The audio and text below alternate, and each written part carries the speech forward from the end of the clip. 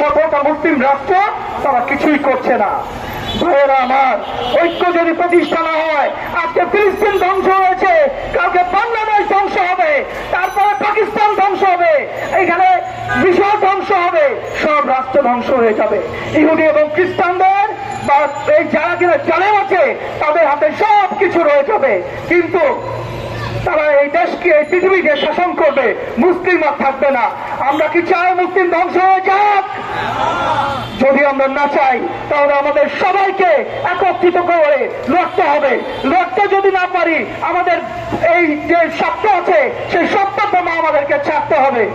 আমরা ধন্যবাদ করব এই ফিলিস্তিনিবাসীদের খাদ্য সহায়তা এবং চিকিৎসা সহায়তা যেন তিনি দ্রুত সময়ের মধ্যে প্রেরণ করেন, এবং যেখানে মুসলিম বিশ্ব কোনো নেতৃত্ব দিতে পারছেন না, আমরা আমাদের শান্তি নোবেল জয়ী ডক্টর মোহাম্মদ ইউনূসের কাছে রিকোয়েস্ট করতে চাই, এই নেতৃত্ব আজকে আপনাকে দিতে হবে।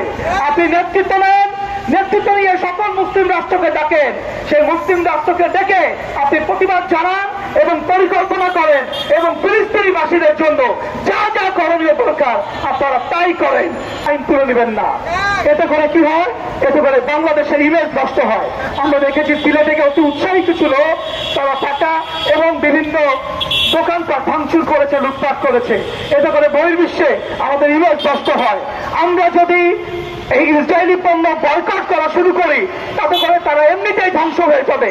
শুধু আমাদেরকে করলে চলবে না, সকল আরব বিশ্বে এই ইসরায়েলি পণ্যের রমরমা ব্যবসা। আরব বিশ্বকে আজকে এক হতে হবে। ইসরায়েলকে ধ্বংস করতে হলে তার অর্থনীতিকে পঙ্গু করতে হবে। যেই দেশের অর্থনীতি পঙ্গু, সেই দেশ এমনিতেই ধ্বংস হয়ে যায়। আসুন আজকে আমরা সবাই মিলে আমার প্যালেস্টাইন ভাই বোনদের জন্য প্রার্থনা করব, আমরা তাদের জন্য কাজ করব, আমাদের ভয়েস রেজ করব, প্রয়োজনে আমরা যুদ্ধে যাব ইনশাআল্লাহ।